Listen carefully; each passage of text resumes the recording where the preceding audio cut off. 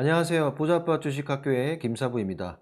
이번 시간에는 저번 영상에 이어서 주식시장의 17가지 미신 2부로 이어나가겠습니다.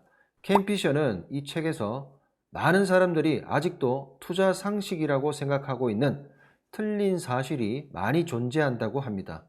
그 중 하나가 바로 확신이 설 때까지 기다리는 게 옳다라고 주장하는 미신입니다. 미디어에서도 많은 전문가들이 지금은 시장이 너무 불확실해. 기다렸다가 시장 흐름이 더 정상적으로 돌아오면 움직여야겠어. 이런 말을 하지 않나요? 자, 그러면 이 말이 왜 미신인지 지금부터 책 내용 읽어드리도록 하겠습니다. 지금은 시장이 불안하니 안정될 때까지 기다리자. 혹시 이런 식으로 생각한 적이 있는가? 아니면 누군가 이렇게 말하는 소리를 들어보았는가? 이런 생각을 하는 투자자가 많다. 약세장 항복판이나 조정장이나 심지어 정상적인 강세장에서도 변동성이 증가하면 을에 튀어나오는 말이다. 사람들이 기다리는 정상은 무엇일까? 지금 들어오시오 라고 쓰인 큼직한 표지판일까? 아니면 극심한 변동성이 사라지면서 깨끗하고 단정하고 얌전하고 점진적이며 꾸준하게 상승하는 주가 흐름일까? 만약 이런 흐름을 기다리는 투자자라면 영원히 기다리게 될 것이다. 주식이 정상적인 흐름을 보여야 하며 명확한 매수 신호가 나타날 것이라고 믿는다면 이는 전적으로 미신이다. 주식은 끊임없이 변동하는 게 정상이다. 변동성이 클 때도 있고 변동성이 작을 때도 있지만 아무튼 항상 변동한다. 그런데도 사람들은 주식이 변동하지 않기를 바란다. 삐딱한 소리로 들리겠지만 사실이다. 금융 이론은 명확하게 말한다. 위험, 즉 변동성이 없으면 높은 수익도 없다고. 주식의 단기 변동성이 작아진다면 수익도 결국 낮아질 것이다. 높은 수익률을 원하는 투자자는 높은 단기 변동성을 감수해야 한다. 그리고 낮은 단기 변동성을 원하는 투자자는 낮은 수익률을 감수해야 한다. 불확실성이 사라질 때까지 조금 더 기다려보자는 생각이 튀어나오는 시점은 흔히 주가가 가파르게 오르내리면서 고통을 안기는 약세장 바닥 근처다. 이 무렵 주가는 거칠게 흔들리면서 하루에 4%, 5%, 6% 또는 그 이상으로 움직인다. 이때는 불확실성이 사라질 때까지, 즉 약세장이 끝나고 새 강세장이 시작된다는 확신이 설 때까지 기다리는 편이 현명하다고 생각하기 쉽다. 이 시점에 투자자는 주식을 보유한 상태일 수도 있다. 약세장 내내 주식을 보유했다는 말이다. 그러나 투자자는 곧 최근 약세장의 거친 등락에 지친 나머지 주가가 더 하락할까봐 두려워진다. 일단 빠져나와서 기다리다가 더 명확한 신호가 나타나면 다시 들어가야 할까 하고 고민하기 시작한다. 아니면 투자자는 이미 시장에서 빠져나온 상태이며 다시 들어가야 한다고 생각 중일 수도 있다. 그러면 언제 들어가야 할까? 이미 빠져나온 상태라면 다시 들어가기가 지극히 어려울 것이다. 어쩌면 빠져나오기보다도 어려울 것이다. 그렇다면 약세장이 끝났다는 확신이 들 때까지 기다리는 편이 나을까? 아니다. 확실성은 자본시장에서 가장 값비싼 요소 중 하나다. 강세장에서든 약세장에서든 아니면 수없이 등장하는 반등장에서든 확실성의 대가는 비싸다. 그리고 직관을 거스르는 말 같지만 위험이 가장 작은 시점은 공포감이 절정에 이르고 투자 심리가 가장 암울할 때 바로 약세장이 바닥에 도달할 무렵이다. 확실성은 거의 예외 없이 착각이며 그것도 매우 값비싼 착각이다.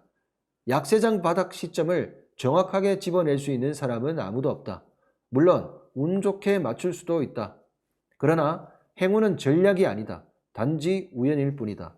최근 약세장의 거친 등락이 단기적으로는 고통스럽겠지만 새 강세장이 시작되는 시점을 놓쳐서는 안 된다. 새로 시작되는 강세장은 매우 빠르게 대폭 상승하면서 최근 하락 변동성에서 발생한 손실을 거의 모두 신속하게 지워준다. 최근 약세장에서 입은 손실이 15에서 20%일지라도 이는 새 강세장 초기의 반등에 비하면 10중 8구 별것 아니다. 주식시장은 모욕의 달인. 화면에 보이는 도표는 전형적인 약세장의 흐름을 보여주는데 용수철처럼 튀어오르는 모습이다. 하락의 골이 깊을수록 반등의 폭도 커진다. 물론 약세장이 흔히 이중바닥이 될 수도 있지만 그렇다고 반등이 약해지는 것은 아니다. 그리고 시간이 충분히 흐르면 이중바닥은 V자 모습을 띠게 된다. 지금 보시는 그림은 캔피셔가 말하는 V자 반등 사례입니다. 시장이 여러분들에게 모욕감을 주는 구간이 어디일까요? 그림에서 보시다시피 바로 이렇게 급락하고 난 뒤 급반등하면서 살 기회를 주지 않을 때겠죠. 투자자들은 시장에서 늘 이런 일이 일어나고 있다는 사실을 명심하셔야겠습니다. 나는 주식시장을 모욕의 달인이라고 부른다. 이 달인의 목표는 최대한 많은 사람에게 최대한 장기간 모욕을 줘서 최대한의 손실을 입히는 것이다. 모욕의 달인이 즐겨 쓰는 속임수는 강세장 정점을 이어감으로써 사람들이 안정하다고 착각하도록 유도하는 것이다. 갑자기 요란하게 시장이 폭락하면 사람들이 약세장을 너무 쉽게 파악하고 달아나므로 모욕할 기회가 사라지기 때문이다. 요란한 폭락은 후반에 일어난다. 어느 시점에 이르면 유동성이 감소하고 펀더멘탈보다 심리가 더 중요해진다. 이어서 공포감이 엄습한다. 그러나 공포감은 심리현상에 불과한데도 이런 심리 변화에서 비롯되는 일시적 유동성 부족을 사람들은 흔히 펀더멘탈의 변화로 착각한다. 주가가 종종 현실로부터 괴리된다. 그래서 약세장 바닥 시점을 파악하기란 지극히 어렵다. 심리는 어떤 방식을 동원해도 정확하게 측정하기 어렵다. 게다가 심리는 빠르게 바뀐다. 그래서 새 강세장이 시작될 때도 시장은 V자의 오른편처럼 빠르게 상승한다. 네, 지금 보시는 차트는 NC소프트의 일봉 차트인데요. 시장이 모욕의 달인이라는 것을 잘 보여주는 사례인 것 같습니다. 차트에서 보시다시피 급락 후 V자로 급반등하면서 살 기회를 주지 않고 주가가 우상향하는 모습입니다. 실제로 부자빠 클럽에서도 V자로 반등할 때 매수를 해서 큰 수익을 냈던 종목이죠. 두 번째 보시는 차트는 기아의 일봉 차트인데요. 캔피셔가 이야기하는 모욕의 달인 부분을 가장 잘 설명하는 차트인 것 같습니다. 투자 심리가 무너져 주가가 급락하고 난 후 V자 반등을 하면서 살 기회를 주지 않고 그대로 쭉 가버렸습니다. 역시 이 종목도 부자빠 VIP 클럽에서 많은 수익을 냈던 종목입니다. 네, 여러분, 많은 투자자들이 주식시장이 모욕의 달인이라는 사실을 잘 모르고 있습니다. 그 때문에 주가가 많이 상승했는데도 무리하게 추격 매수를 하고 충분히 가격이 하락해 오히려 사야 하는 시점에서 손절을 하게 되는 거죠. 결국 이 모욕의 달인은 여러분들을 잘못된 판단을 하게끔 만드는 것이죠. V자 반등은 반드시 찾아온다.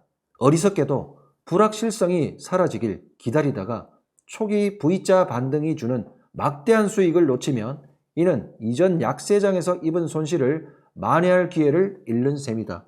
아울러 벤치마크 대비 실적도 뒤처지게 된다. 우리 두뇌 중 위험을 두려워하는 부위에서는 이렇게 말한다. 어이구, 지수가 엄청나게 내렸어. 더 내리기 전에 피하자.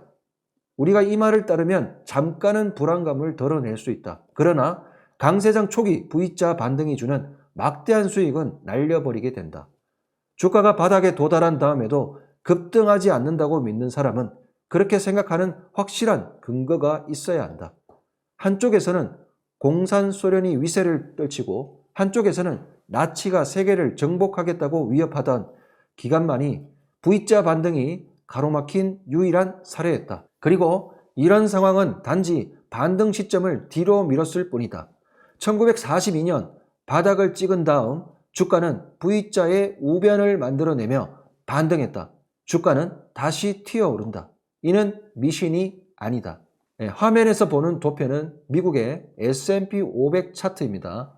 시장이 여러분들에게 모욕감을 주는 구간을 잘 기억을 하신다면 다음번엔 똑같은 실수를 하지는 않겠죠. 네, 여러분, 최근에 이스라엘 팔레스타인 전쟁 이슈로 인해서 많은 투자자들이 약세 마인드에 빠져 있으신 것 같은데요. 요즘 같은 시기에 우리 투자자들의 불안한 마음을 잘 다스려 줄 수 있는 켄 피셔의 책 내용이었던 것 같습니다. 다음 시간에는 더 좋은 내용으로 찾아뵙도록 하겠습니다. 감사합니다.